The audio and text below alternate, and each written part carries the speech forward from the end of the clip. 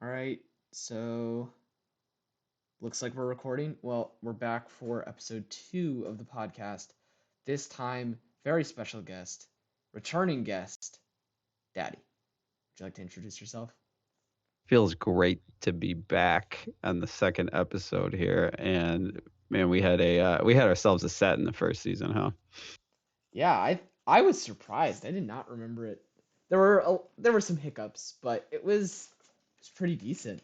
It's pretty decent. It was, I think, probably both of us, if we could redo it with everything that we know now, probably would have played it differently. Like, I don't think I had Snarl on Persian. I don't know what I had on Yeah, Persian. that's All I know crazy. is I had fake out and parting shot. Like, what was I doing? I I don't know. like I liked your game one plan a lot though, because I was looking at it and I was like, all right, so what happened here? And I realized, oh, I was totally like hard focused on the beat up setup, and you totally played around that, and you got me really badly, and then I had nothing for Primarina.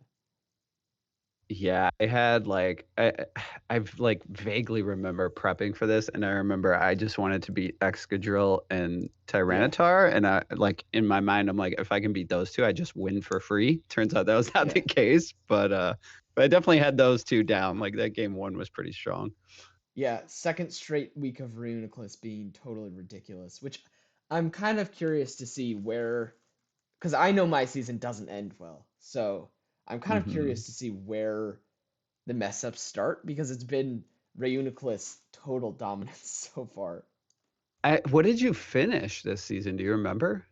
I want to say, well, so I was thinking 3 wins, but I 4-6 sounds more right. I think 4-6 after a 2-0 Okay. start, which is not good. Right, right. It's not. Yeah, I think I finished 5-5 the first season and like just missed playoffs. Yeah, and I one of the things that I noticed, especially game one, because like the only thing I had for Primarina was like a non-max Tyranitar using Thunder Punch on a max Primarina, which did like 20% or something. I did hmm not. I totally did not bring enough for Primarina. Total Yeah, like the Max Lightning was good though. That yeah, was big damage. Reuniclus was good, but like still, I feel like today, yes, that would still be like a good bring, but that can't be the main answer because like Primarina is especially very bulky. I like it's an interesting uh decision by me, and also Mimikyu put in work with the Woodhammers. That was crazy. Yeah, dude, Mimikyu is so good. I had a Leech Life Woodhammer set, which I would never, ever, ever run today. Like, aside from those two moves just working in opposition, just why Leech Life on a Mimikyu is totally insane, and it worked. It clutched up a game. Yeah, what was the Leech Life for? Was that for Sarina? I think I just like was looking at the coverage chart and was like, "Oh, this is good," but it definitely what it was good for in the game at least was Persian. But I would assume yeah, Persian and Zarina. Because if I had well, no, if I had Woodhammer, yeah, it was probably Serena. Um, hmm because I could have brought like Play Rough for Persian. It's a bizarre bring though.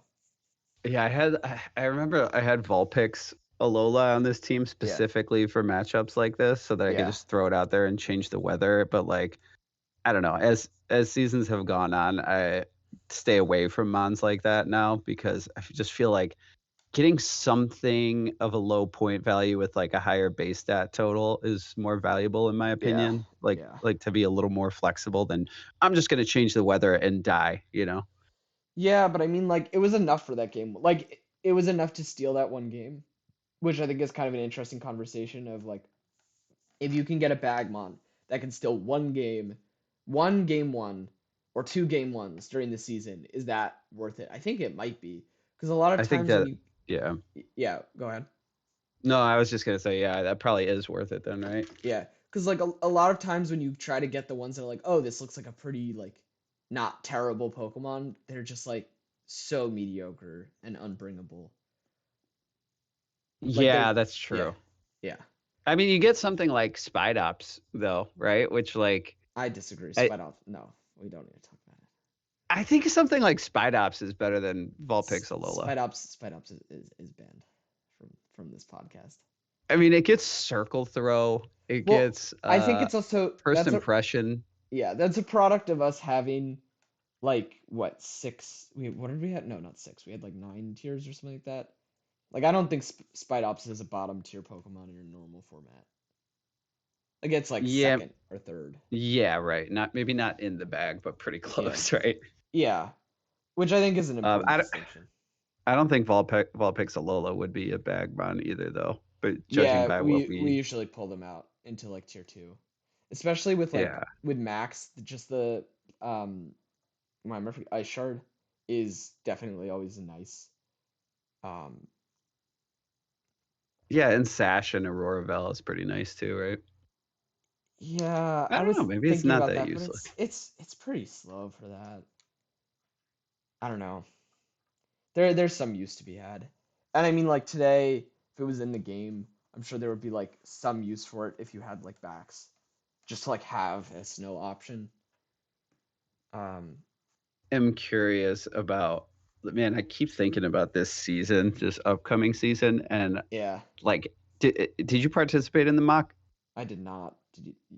Were you there or no? I, d- I didn't, but I looked, I followed it a little bit, and the mock kind of went how I think the real draft's gonna go. Like everybody's gonna race for those paradox mons, and Yeah, I didn't check it out yet, but like you have to, right?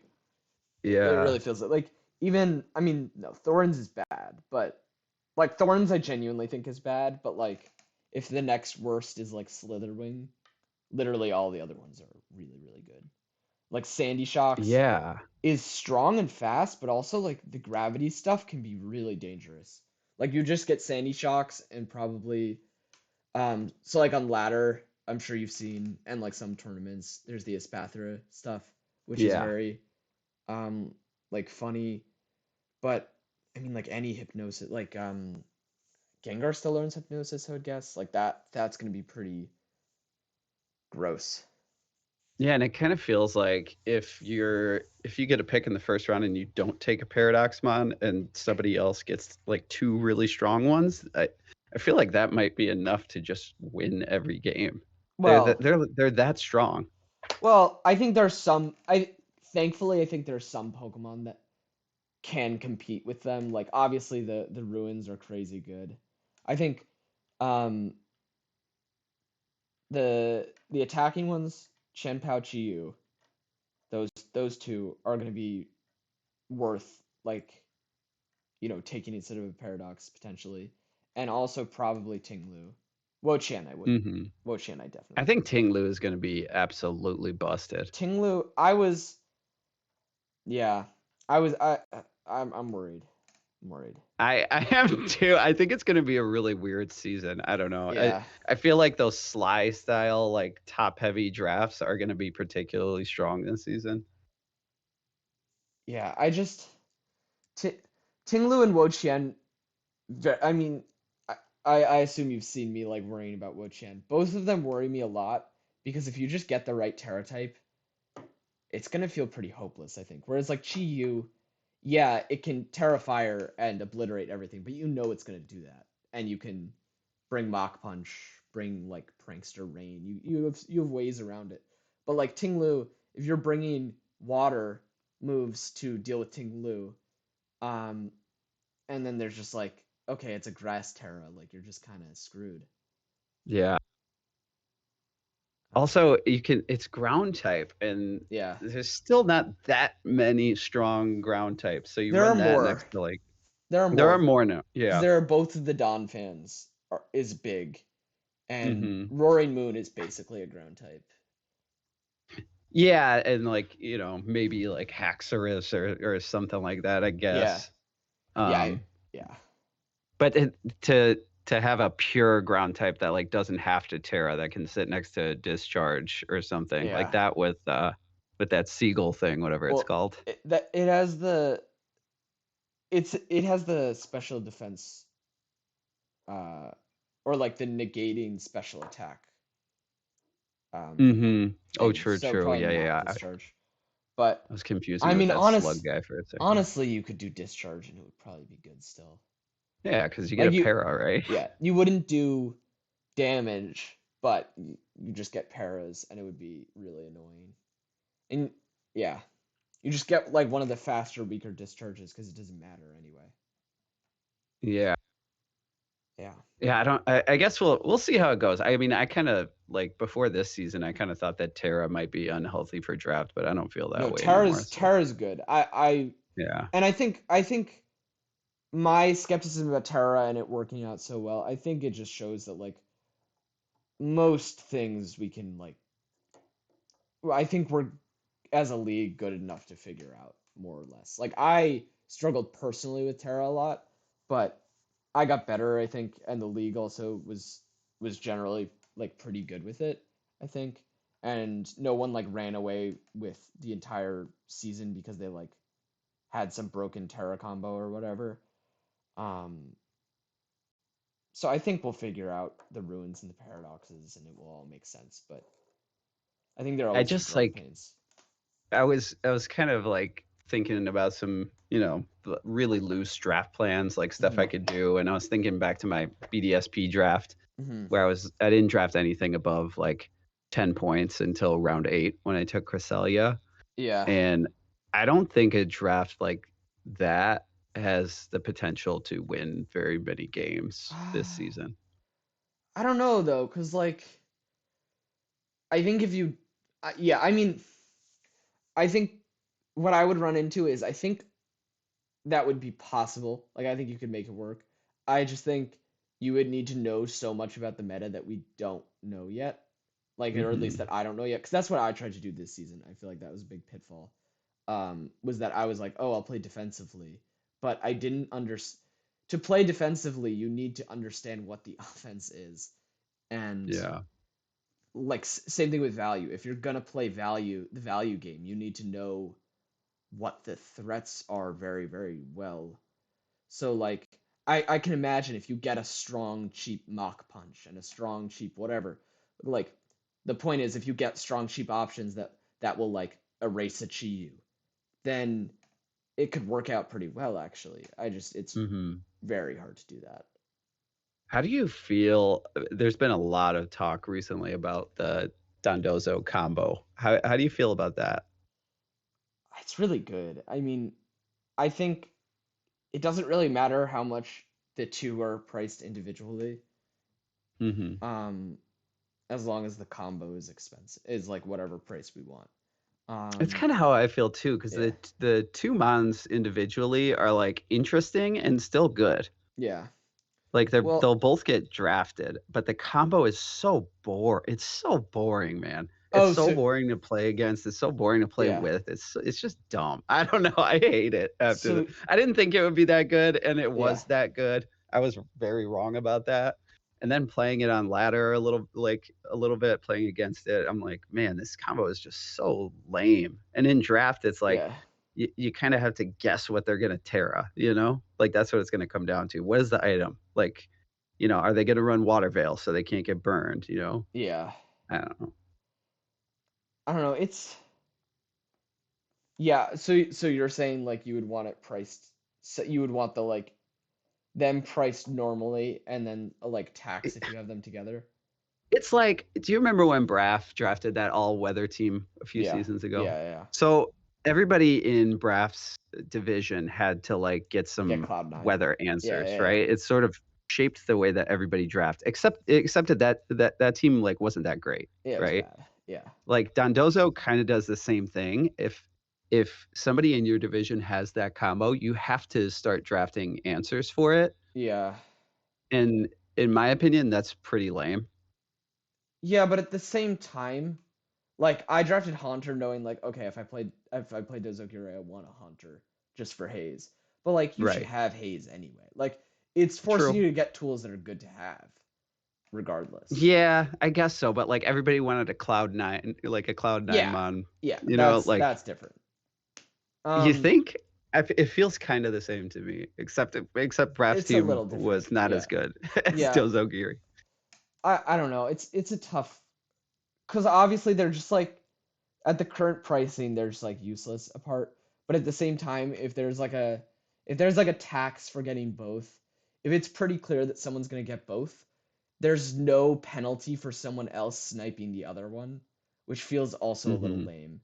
Because it feels very like I don't know. It feels like if someone was drafted Dundozo and it only costed not that much by itself, but they Yeah, were like like 13 or clearly, 12. yeah, they were clearly, well, probably less than that. I was saying if we did the thing that people were proposing where you get each of them for a normal price and then you get an additional price for having both of them. Yeah, what do you think? I think they would both probably be around Not 12, 12. right? No, no, no, no, You don't think so? no. No, Dondozo would be like I would need the list in front of me, but it would be like 10-ish. Tatsu would be like similar, probably. Well, so for me, Maybe less Tatsu for has both. that really good defensive typing. So even though it's But it's frail, so frail. It doesn't matter. It dies to neutral hits. That doesn't matter. yeah, it does, but it also has a pretty decent move Especially in the pool. like par no, its move pool is garbage. It It's got gets good Draco Meteor, it gets Muddy it has Water, good stuff, but so little good stuff. So and one then dimensional. Dondozo's stats are good. I think Dondozo is way less compelling to me by itself, just because I think you could probably find better stallers. But Tatsu at least has like the storm drain thing.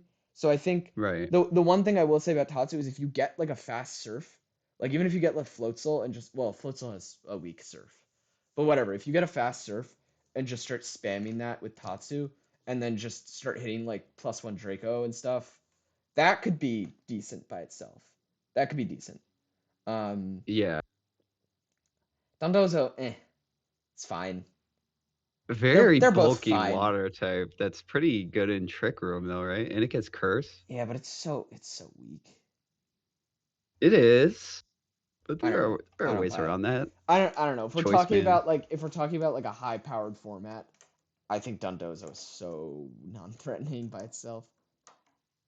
Yeah, I guess I don't know. I would have to take a look at the whole list and see what other Yeah. mons are in that But 12-point range. yeah, Maybe but it's not as good. we can do a draft episode maybe, but we should I think probably move back to season 1 Oh yeah, VBL-S. season 1, season 1. Yeah. Okay. So what else was I thinking about with this game? So Um, the Mimikyu was weird. I already mentioned that. I would never bring that. The Hitmonchan was also like some of the just like move choices, but just general sets really stand out to me as just so not what I would do anymore. Like it had Bullet Punch and Mach Punch, or like Mach Punch is fine. Bullet Punch on a Hitmonchan is terrible, Yeah, was it terrible. for the what was it It for? was for Yeah. it was for coverage. And I was like, I'm Uh-huh. slow, Right, right, just to have coverage. so let me just get a priority move. Like that's insane. It did no damage. I think it Yeah, I was wish like I saved the pace because yeah, I don't know what I was thinking with my build either. yeah, I know that I wanted to counter that extra drill. That's yeah. Um it. I also and I think this will be a recurring theme of my season. Never understood how to use Excadrill. It was honestly kind of hilarious. I was so bad at using it. Um Yeah, it's just for whatever yeah. reason. You gotta like because people are definitely prepping for it, right? So you gotta like Yeah. figure out ways to get it set up other than just straight up leading it. Yeah, yeah, I think that's a big thing. I think I would always lead it, and then I never seem to know when to max it or when not to max it. Like I would max it and do nothing, or not max it when I should have maxed it. Just a lot of Hmm. like poor decision making. And then the flip side is immediately week 1, season 1, going into week 2, season 2, just not like by any means perfect Reuniclus play, but like that game 2 was just like pretty hyper efficient Reuniclus play. It was just and I think the game 3 also maybe as well. I just like Hitmonchan, Mimikyu lead, get up Trick Room, get in Reuniclus, start swinging. Like that is just mm, Yeah, perfect. I think getting Trick Room in this matchup was huge. Mimikyu was so good. I don't know, man. Yeah, I think it was a pretty good set. Like Woodhammer, especially because it put in Primarina was work. a big problem. It did. I don't know why it put in work, but it did. And Because Primarina. yeah, no, the Woodhammer I think is smart and I would maybe do today. It must have Hmm. also been pretty attack invested just with the damage it was doing. Yeah. But the leech life is insane. The leech life is like legitimately bizarre. Um, It's yeah, good into Sarina. It's like it's okay into Persian, right? I but it's was for so Cove. funny. But it's so fun. Like I had a move that recoil 33% damage and a move that like heals back like a little bit but also does no damage. Yeah. It's really Yeah, odd. shit. Mimikyu is so good next to a fake out mon. Yeah, Like it's just Mimikyu is just automatic. consistently a good mon, Yeah. like in any format. Yeah, and I was using it pretty well in these first 2 weeks. I think that Yeah. stops being the case because I feel like I get and I've had Trick Room a lot. I feel like I get for whatever reason I'm just like, oh, I can't make this like hard Trick Room work, and it's like a lot of times you actually can just commit more to it and it can work. Now it's a little Yeah. different because even if you get it, you might not be able to capitalize. But like my season one team, I think I could have done pretty well without changing that team if I just committed to just like, all right, Mimikyu is gonna set up Trick Room, and then Reuniclus is gonna come in, and I'll Shadow Sneak it, and we can just policy sweep. Like Yeah. I would have been pretty good, I think, but I didn't. Yeah, Yeah. I had Mimikyu one season too, and like I always wanted to do offensive stuff with it, but I feel yeah. like it rarely works out. We need to find a balance. I think the nice thing is you could do a support set with a not investing anything in uh like your defenses because you have the disguise, but also preserving your item because you don't need the sash, or using mental herb so that you have effectively a sash and a mental herb. So I think that's really nice. It basically gets like a free item, Mhm. which I think that helps it do two jobs at once a lot better. Um, what else happened? So this was definitely that Arctivish living on 1 HP kind of Yeah, sucked for me. But I think I lost anyway because Mimikyu just kills me next turn. yeah. Um, Arctivish, I'm not liking these Arctivish sets, and I think that's also a common theme throughout the season. I think, granted, Arctivish is probably pretty bad, but I just like that and Appleton. I had no understanding of how like Excadrill I used poorly. Those two I had like no understanding of how to use them. But I did like the mhm. what was it, Quick Claw? It's hilarious. You know, the end of game 2, if I didn't go for fake out with my Persian at the end, so Persian came in against a 1 HP Arctivish because it lived with 1 HP Yeah, because the game hates me, and then yeah. Mimikyu. So I think if I just went with, I must have had Icy Wind or something. I think Yeah. that would have just won me the game. And then you get the Quick Claw the next turn, which is great. Quick Claw is so funny. I did a lot of Oh these my like god. it's an interesting thing watching the season one's games because it's like there's a lot of stuff where I'm like, okay, so clearly this is just like not good. But at the same time, like I would never have done that Mimikyu set, and without that Mimikyu set, I would have lost. So Yeah.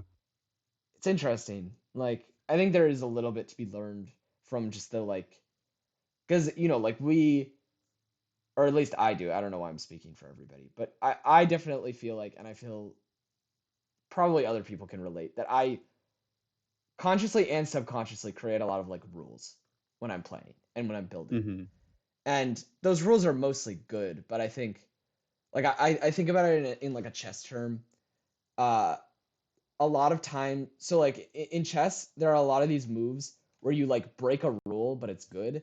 And I've heard this like, it's not really a saying, but I've heard this idea that like when a move is allowed to break a rule, it's usually a good move. So like when you can put a rook somewhere that the rook is not supposed to go and it's not Mhm. bad, it's probably actually good. So I feel like there are some of Mhm. those things that like I definitely fall into like building how I build. There are probably Mhm. certain norms that I've created that can be broken at times to great effect. I don't know. What do you think about that? Yeah, I definitely get what you're saying. Like s- I've had seasons. I think the seasons that I've performed the strongest is when I Hmm. come up with like off the wall kind of builds that people Hmm. aren't really expecting. Like that infamous match against Poppin where I set the sun and erupted his whole team to death. You Yeah, that know, was just awesome. like Yeah. and then but then he came back and beat me because I think that I fall into patterns like really hard. And I Hmm. think over Yeah. the course of the last few seasons, like my team building has just been like, okay, this is the strongest thing I can run against this person's Mm-hmm. team. Like I need these moves. I've been calcing more, I've been working Mm-hmm. with other people, and I feel like it's just a little too safe. Mm-hmm. Whereas like you throw something like a quick claw on here and there's a 10% chance that you just win when you shouldn't, kind of thing. Mm-hmm. And I'm not saying that like quick claw is like the item to run every week or Mm-hmm. whatever, but you go back to in season one, Steve had that Electro Ball Cinderace Yeah, that's set that awesome. was so cool. And it's Mm-hmm. like that's the kind of stuff that can like win you games, because no matter what kind of like min maxing your opponent does, they never see that kind of stuff coming. Yeah, and And if you it's can find a way to make it work, it's really, I don't know. exactly. And I think that's why Steve. Well, so for first, what I was gonna say is like, and that's what's so tricky balancing of like being solid and doing like what you should do, quote unquote, while also mixing it up enough to actually like catch your opponent off guard, steal a game, whatever.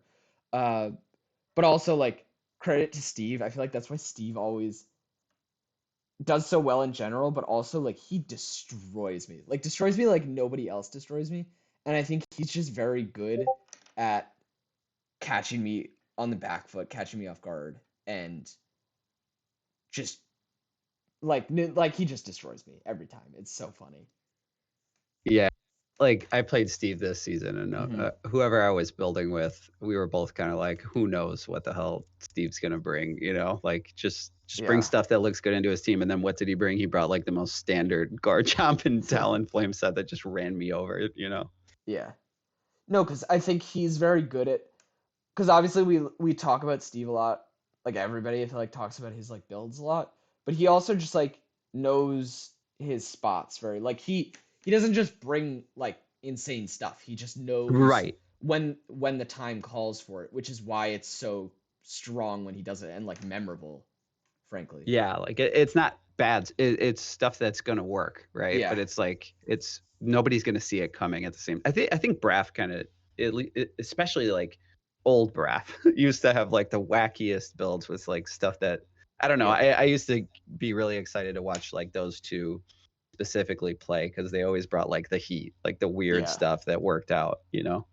Yeah. But also, like, I feel it like there's also the opposite where when you have a really good team, like I feel like I've seen Jace do this a number of times. When you Hmm. have a really good team and you have a good matchup because you have a really good team, if you can build solidly enough, you can straight up team build your opponent out of the game. Like I feel like Jace has done Yeah, that more than and anyone. Poppin, I think Poppin does that a lot Yeah, too. Poppin does that, but Jace first of all drafts a lot of these like really excellent teams, and then will just bring stuff that's just so you just don't have enough, and it's just over. Yeah, I feel like Jace's most recent draft in particular, that team was just Hmm. so incredibly strong. Yeah, I Um, also don't know when their first season was, but I feel like that was a similar case, although I might be wrong. First draft for our league. yeah, I don't know. Jace has been around for a while now, Yeah, so I can't remember every season. yeah. There's like some big ones that stick out in my mind. Hmm. Hmm. Um, yeah. But yeah, team Oh building, yeah, so right? season Yeah. one, this was kind of like the wake up call for me. So I know in the last Hmm. episode I talked about how coming in it's like a beginners league, and I'm like, well, I'm not a beginner. I played in one draft league. This was kind of like okay, I'm not just gonna win every game. Like other people know what they're doing too. And yeah, so it was nice to get that in week two, because then I think Hmm. I started to play better as the season went on. I didn't make Hmm. playoffs, but like I think 5-5's respectable Yeah, it's enough. pretty. Yeah, it's solid. Um, and aside from team building, like looking back on just this time in general, and like it doesn't come up as much in this game because I was like lost very early in game one and then won the other games.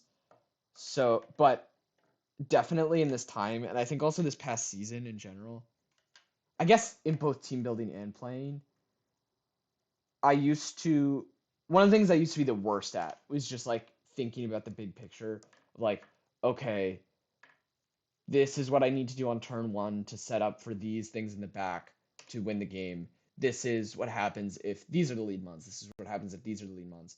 And then I got so into that.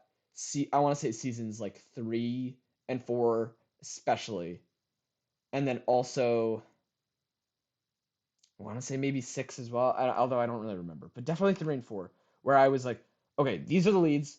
This is my lead. This is how it interacts with every single lead that the opponent can bring, and Mhm. this is what I want in the back because X, Y, Z. And I think that level of planning is very difficult to do and very like time consuming. But that's been when I've gotten my best results. And Mhm.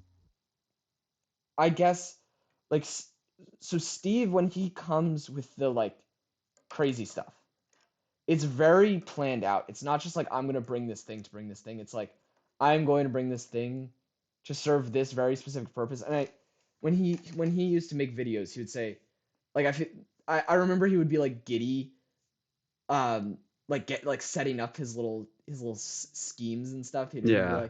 like oh yes, this is exactly what how I wanted to play out. So I feel like what he does so well is that he can do that type of analysis, or I assume he's like doing that type of analysis, maybe not as in depth, maybe just like generally that type of thinking, but also tying into that some crazy builds. And I think that level of like organization and planning married with that kind of flair in team, but like Yeah.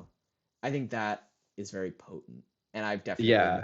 I've definitely To never kind of been go like along that. with what you were saying, when I did my like team building with Jace Hmm. is like super methodical about Hmm. like, okay, so this is what you're gonna lead. What happens if they come out with this lead? And we Exactly. would Yeah. like talk that option out. Okay, well, what happens if they switch on turn one? Then Hmm. how do you adjust? Like, what's your Hmm. late game? What mon do you want to keep in the back to like finish everything off? Like, Hmm. we talked through like every possible scenario. Yeah. And I that's generally when I'm planning, I'm kind of like thinking about my lead and my sweeper and like looking at the type chart and Hmm. like, okay. And then I just want to kind of like roll with it as the game goes because my thinking is more like I kind of don't know what the opponent's going to bring. There have been Hmm. so many games where it's like, okay, well, I know that Tay's going to bring X, Y, and Z, and then only one of those mons shows up, Hmm. and it's like, okay, well, there goes my plan out the window, right? So Yeah. Yeah. I'm more kind of like try to think about what things are strong, what switches should I have for coverage, and then just kind of like you know play it by Yeah. ear as the game goes on. So For different sure. ways to play, and I'm not saying that my way is the best. In fact, it's Hmm. almost certainly not. Based on results. But it has worked out for me in the past too in some Yeah. games. Well, that's what I was gonna say. Also, is so you have like the Jace style of like very, and I think when I was playing my best, I was the same type of player, very Hmm. methodical. Like I know what I'm gonna do turn one, at least turn one, and I know generally where I want to steer the game. That was like kind of, especially season 4. I can like pretty vividly remember like, all right, this is the Metagross set I'm bringing. This is why. This is how it sets up for the Umbreon endgame, or this is Rotom Hmm. Heat and Salamence are leading, and this is what they need to set up for Metagross in the back, or whatever. And I feel like that's probably the best way to go about it when you have just like a very solid, into like what I mean by solid is like a very structured and principled team in the draft. Like it was a very principled draft. That's also like incredibly strong. So that my Metagross team, many of Jace's teams, I feel like building like that is very good just because your team probably naturally has an advantage most of the time. So you're just planning to preserve the advantage. But also I And think like yeah, go ahead. yeah, I got to throw Poppin's name in the mix too because I feel like Hmm. Poppin has been extremely consistent. Like, Yeah, did you watch for sure. Poppin's one of his recent videos where he talked about like all of his seasons in VBL-S basically, and it's Yeah, like he made the playoffs every time, like top yeah. 4, top 2. I'm like, Hmm. this guy shows up like he always drafts well, and he always Hmm. like he's a pretty meticulous planner too, right? Yeah, I think Poppin draft's a little wackier than Chase, but I might be wrong on that. I feel I feel like Poppin typically, I guess this season it was Garganackle, so it's kind of the opposite. But I feel like Poppin typically likes to have a dominant threat, like a nuke type. That's been, I think, said before. Like the Porygon Z, the Regirock Hmm. Oranguru combo. Like he likes to have delete buttons, and then he likes to.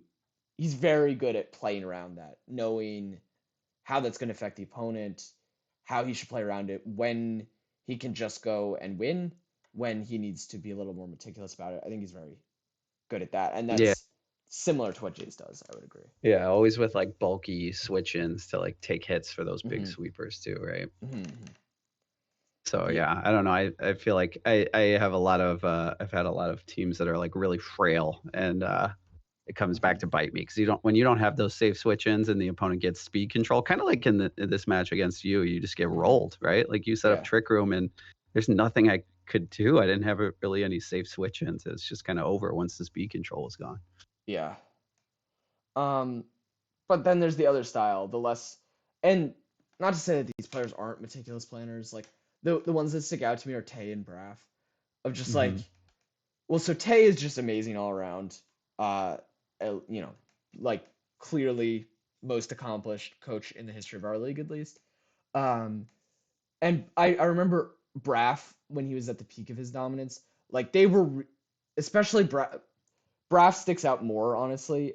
Like season 2, 3, 4 Braff as just he would win in the game. Like he would just Yeah. win making some ridiculous read or some really clever plan or switch or whatever. And the planning was obviously there. Like you don't get into that position without good planning.